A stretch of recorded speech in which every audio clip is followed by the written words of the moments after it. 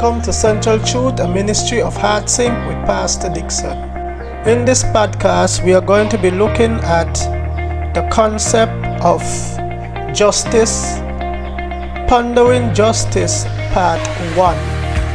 This message was preached on Palm Sunday, 2024, as Pastor Dixon concludes his series on the book of Ecclesiastes. Here we are going to look at how Solomon viewed the concept of justice from a secular point of view, and then we are going to tie it into the spiritual. But to get the whole message, it is posted on our YouTube channel, Calvert Dixon, or on Bethany Gospel Hall, SKN.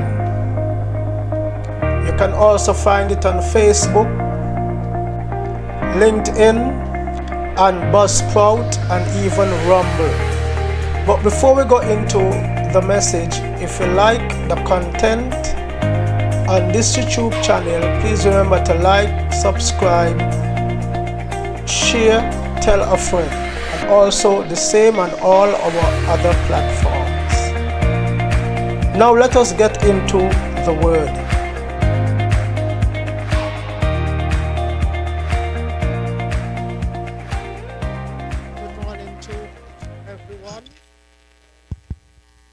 It's always a privilege to be in the house of the Lord and also to preach. Thus saith the Lord.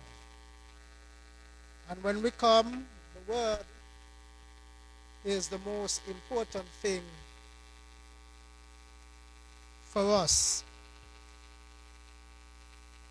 Now this morning, I know this is Palm Sunday leading up to Easter. You know, this is the Easter week. We're coming up about this time. Jesus Christ was going into Jerusalem, and they're saying, "Hail him, hail him, the King of the Jews." And by Friday, they say, "Nail him, nail him."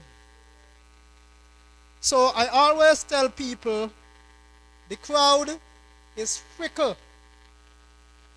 Do not so much follow the crowd. You enter politics one time, "You're the man, yeah. 5 years after, get rid of him." So the crowd is fickle.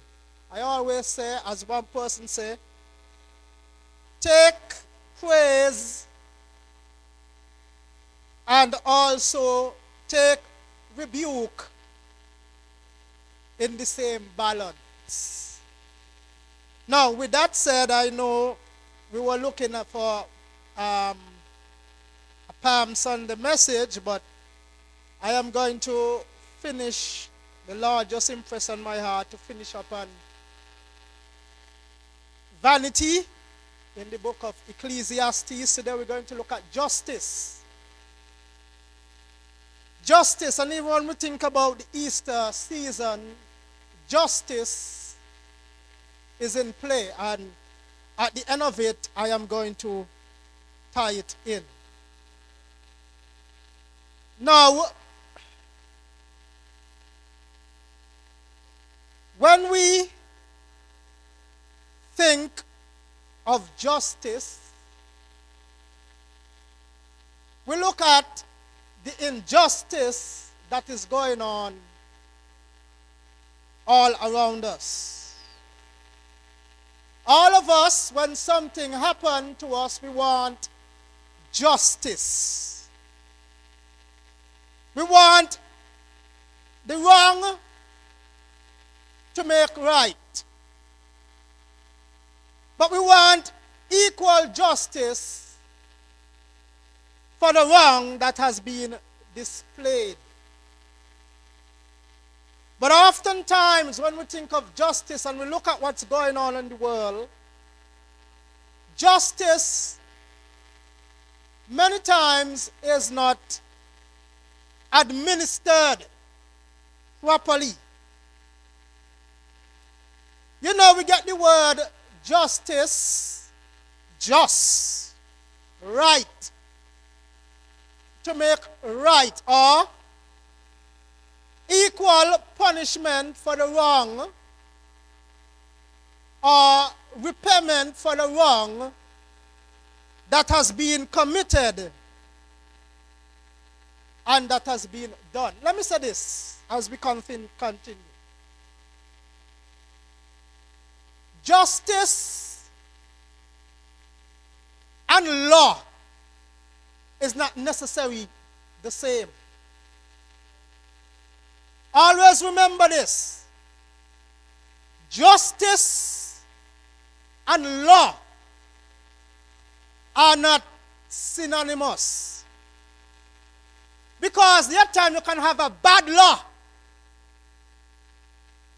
it doesn't mean that you're going to give justice. You know, for instance, I was looking at the news this week, and they were saying in New York City, the immigrants, the illegal immigrants, they're going into people homes in New York and squatting. Right? And if the home is vacated 30 days, anybody could go in there and squat, and you, the tenant, can't push them out. That's the law. But is that right? That's not justice. You see, something made legal doesn't mean that it is what? Just. Because there are what you call unjust laws. So get that right. Because the law of the land say marriage is between two males, is that just? No. Because the law says it, it doesn't mean that it is what? Just. You have what you call unjust laws. So not everything is legal necessarily means that it is what? Just. And many times you go to court, justice is not administered, but because of the tenet of the law, the judge has to go because what the law says. But then, when you look, it is not a just outcome. So, something that is legal does not necessarily equate to what? Justice. Always remember that. I remember people who pass laws, they go in, they pass laws that is going to be advantageous to what? Them. So we got to, because it's the law, does not mean it's just. Now with that said, when we think of justice, there are some words that we have to consider. The word equity. We think of that word equity. Equity comes from the word equal, balance. Something that is equal and something that is balanced.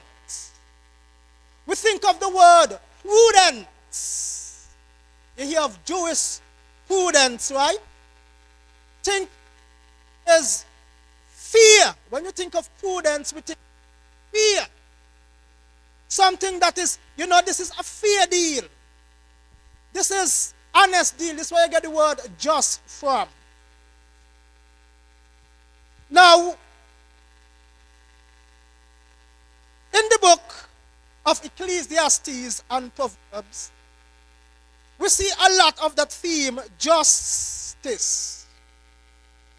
In Proverbs, justice is often portrayed as a virtue that leads to righteousness and societal harmony. By the way, another word for justice is righteousness. Right. Something that a person who is righteous, dealing right. You understand? righteousness. For instance, in Proverbs, justice is a virtue. Proverbs chapter 21:15 states,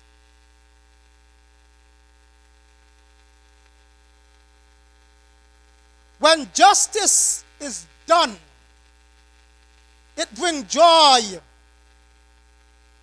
to the righteous, but terror to evildoers. Here, justice is depicted as a force that rewards the righteous and punish the wicked, emphasizing its importance in maintaining order and fairness. Now let me say this. Today man is trying to come up with their own just laws and virtues. But we cannot have true justice without God. But Brother Dixon, how could you say that? When we think of justice, the idea of ontology come into play. Ontology has to do with morality. How do you know what is right and how do you know what is wrong? That's the study of ontology. Now, how do you know when something is right and something is wrong? Now, in the book of Judges, chapter 2, I think it's verse 10. You can pull it up for me, please. Judges 2:10. 9 and 10. The Bible said that the children of Israel, after Joshua died, there rose up a generation that did not know the Lord. But look at this. The whole generation was also gathered to their ancestor. Joshua died. After them, another generation rose up who did not know the Lord or the works he had done for Israel. Next verse. And Israel did what was evil in the Lord's sight. They worshiped the Baals. Next verse, continue. And abandoned the Lord, the God of their fathers who had brought them out of Egypt. They went after other gods from the surrounding people and bowed down to them. They infuriated the Lord, for they abandoned him and worshipped Baal and the Ashtaroth. Next verse. And the Lord angered and burned against Israel. He handed them over to the murderers and who raided them, who sold them to their enemies around them, so that they could no longer resist their enemies. So we see what happened. After Joshua died, a generation grew up that did not know the Lord. Now, the Bible goes on to say, and everyone did that was right in their own eyes. Now, I'm going to say this. What you think and what you believe is not necessarily the truth or just. Today, we have twist words. And you hear people say, that is your truth. That is my truth. No, that is your opinion. There is one truth and many opinions. If you say, that's your truth and that's my truth, who right? Truth always is right. That's your opinion. But we have twist the word opinion and say, I'm naming truth. This is my truth. No, truth cannot be wrong. Truth is right all the time, every time. When we talk about truth, there's three components of truth. First of all, it must be universal. Second, it must be constant. Third, it must be constant. And that's the promise of truth. So when you say, this my truth, all you're saying is, this my opinion. Truth is truth.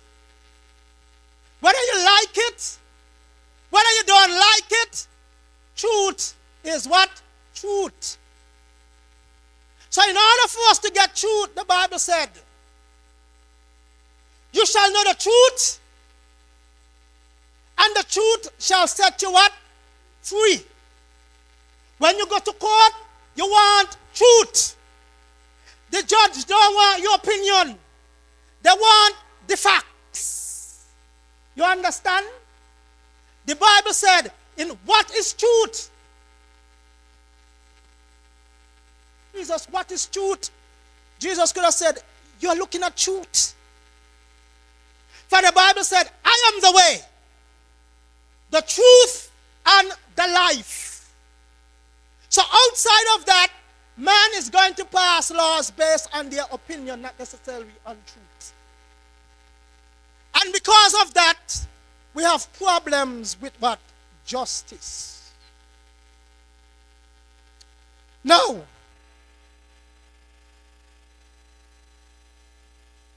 in the book of Ecclesiastes, on the other hand, where Proverbs look at justice as a virtue, on the other hand, Ecclesiastes state, sometimes you have these gadgets, a more contemplative approach, where Solomon sit down and contemplate, reflecting on the seeming injustices and iniquities of life. In Ecclesiastes 3:16, 17, it acknowledges the existence of injustice in the world. And it says, and I saw something else under the sun. In the place of judgment, wickedness was there. You look at that? And in the place of justice, wickedness was there. And in the place of justice, wickedness was there. And I said to myself, God will bring into judgment both the righteous and the wicked. For there will be a time for every activity, a time to judge every deed. So, in Ecclesiastes, we see the idea where justice is there, wickedness is right there. In the book of Isaiah made a statement, truth and justice has stumbled in the streets. There comes a time where truth is on the suffer, but yet wrong is on the throne. And because of that, the scaffold of truth is shaking. Sometimes you have an unjust ruler. And because of that, justice will not prevail. Now the problem that we have, a lot of reasons think that why people don't believe in God. If God is God, why there's so much evil? And it comes down to one thing. It's not that God is evil because men are evil. We are living in an evil world. And to find proper justice in an evil world, in unjust, blame God. The Lord said, the day that you eat of the fruit, you shall surely die sin.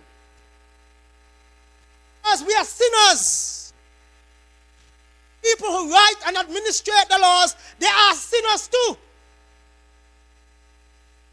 And because they are sinners, many times they are going to administer things wrong, sometimes to their own advantage, their own preference, partiality. Then this person is wrong, but because then this person is good friend, and to pass a judgment in favor of the other one.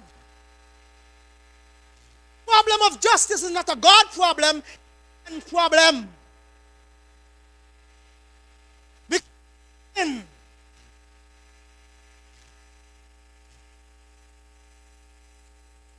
Now,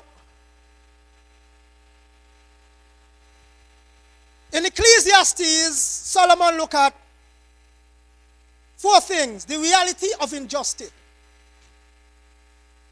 The reality of injustice. In order for you to have justice, you must understand injustice. So let me say, and it come back to the same thing. In order for you to have love, there must be what? Hate. In order for you to understand what love is, you must know what hate is. In order for you to know what is good, you must know what is evil. In order for you to know trust, there must be betrayal. In order for you to fully understand these things. And that's why people ask, if God is a just God, why he allowed evil in the world now? Because of choice. And understand this deeply. Philosophers throughout the ages grapple with this, but understand this deeply. God did not want to make us robots. So as a result of that, he gave us choice. And the fact that you have choice, you must have options. In order for you to know good, you got to know what evil is. It doesn't necessarily mean that you must partake in evil. But, you know, in the garden, you realize Adam and Eve only had one commandment. They could do everything, only one commandment. Do not touch the fruit. They couldn't do anything else. Do not touch the fruit. In order for you to know obedience, there must be the ability not to obey, to prove obedience. In order for you to know if your husband loves you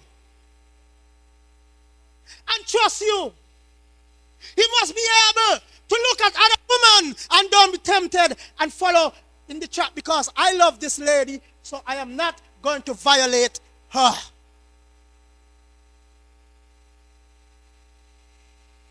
And let me tell you something. If I force you to love me, is that true love? You have to love somebody out of your own volition. And that's what God wants. God wants you to love him, but it got to be out of your own volition. Otherwise, that's not true love. So where there's justice, wickedness is right there. So the reality of injustice, look at Ecclesiastes. Well, we just read that. Look at verse 16, go down to verse 16. Ecclesiastes 3:17, go to verse 16. And more I saw under the sun. The place of judgment, that wickedness was there. And in the place of righteousness, that iniquity was there. So when we think of justice, iniquity and justice is there. But it has to take the time. What is the decision? That's why when you go in the court of law, they're trying to say the law is blind. You cannot go an opinion. They want facts. Now, so here, they're acknowledging the presence of injustice in the world.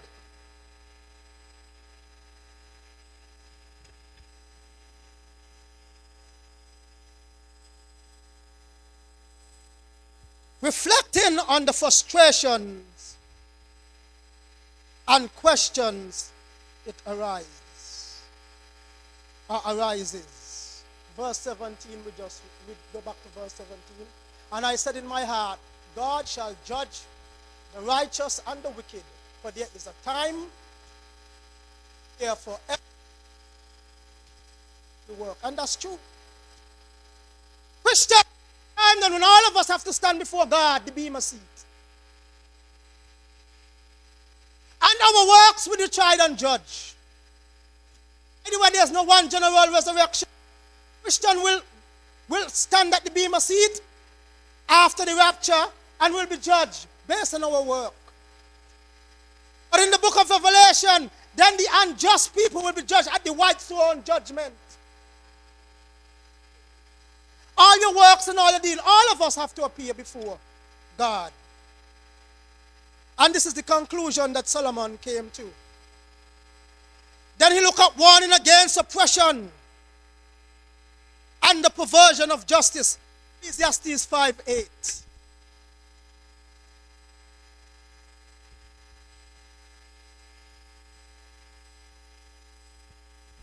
If thou seest the oppression of the poor and violent perverting of judgment and justice in a province, marvel not at that matter. For he that is higher than the highest regardeth, and there be higher than they. Okay, I like the version you had first. Now what he's saying, when someone is in authority,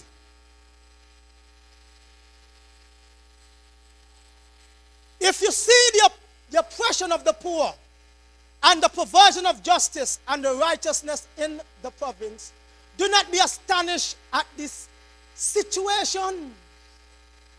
Because one official protects another official. You look at that. That's why I like that. And a higher official protects. So, you have a person who is arbitrating a case, but he perverts justice and carry off a wrong sentence. Sometimes it's not that what he wants to do, but the one higher than him tell him do it.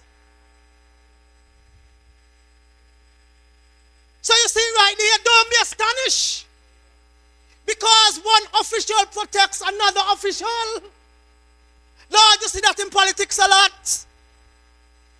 And higher officials protect them. So sometimes the law doesn't stop here. It goes further what? Up. So sometimes when the judge, you know, who whisper in his ear.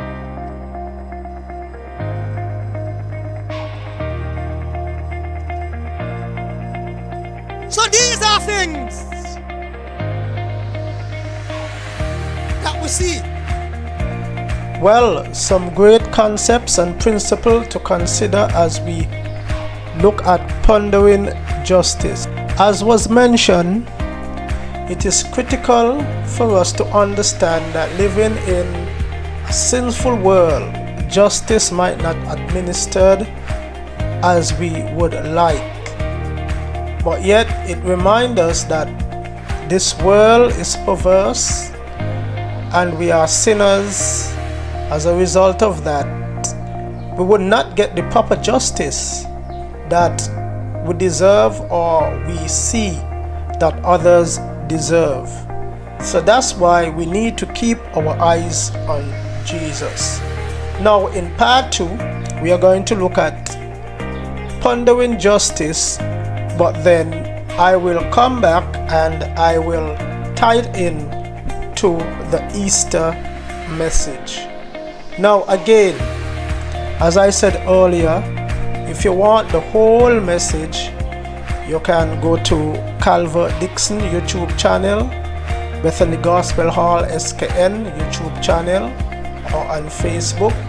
Let's type in our name, but the links will be posted in the description below, and you can go to those links and you can get the full message. And please remember, if you like the content on this channel, I'm asking you to like, subscribe, share, tell a friend. That will be greatly appreciated if you can just help us out in that area. Also, if you are living in St. Kitts and you do not go to church and you're looking for a home church, please consider Bethany Gospel Hall, Sandy Point, just across from the National Bank. We will be happy to have you. Now, until next time, please tune in for part 2. Copyrights reserved. Have a wonderful week, and may the Lord's blessings be with you.